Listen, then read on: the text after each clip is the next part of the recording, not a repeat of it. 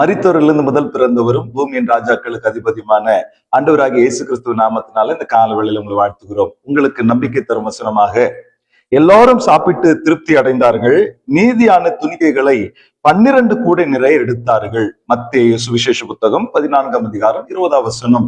இந்த சம்பவம் இயேசு கிறிஸ்து 2 மீன்களையும் 5 அப்பத்தையும் 5000 பேருக்கு போஷித்ததை சொல்லப்பட்டிருக்கிறது. அது மாத்திரமல்ல, இது 4 சுவிசேஷங்களிலும் சொல்லப்பட்டிருக்கிறது. இயேசுவிடத்துல திரளான ஜனங்கள் வந்த பொழுது அவர்கள் மேல் மனதுருகி வியாதியஸ்தர்களை இயேசு சுகமாக்கி கொண்டிருக்கும் பொழுது சீஷர்கள் வந்து, இது சாயங்காலமான நேரம், அது மாத்திரமல்ல வனாந்தரமான இடம், இங்க இவர்களுக்கு உணவு கொள்ள முடியாது, அவர்களை அனுப்பிவிடும் என்று சொல்லும் பொழுது இயேசு கிறிஸ்து அவர்களை, சீஷர்களை சோதிக்க வண்ணமாக, நீங்களே ஆகாரம் கொடுங்கள் என்று சொல்லுகிறார்.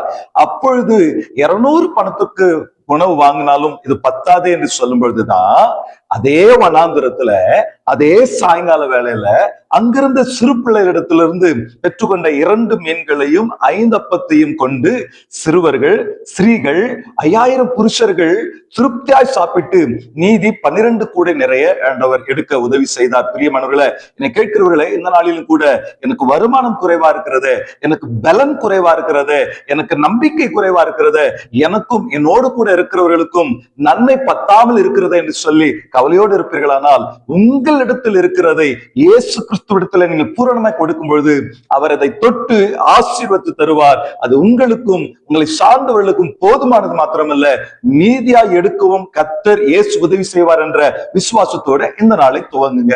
எந்த நிலையிலும் எந்த சூழ்நிலையிலும் இயேசு நமக்கு அற்புதம் செய்வார். சோர்ந்து போகாதீங்க. ஜெபம் பண்ணலாம். எங்கள் அன்பின் பரலோக தகப்பனே, இந்த நாளிலும் குறைவுகளோடு இருக்கிறவர்களை கர்த்தாவே நிறைவாக்கும்படியா ஜெபிக்கிறோம் ஐயா.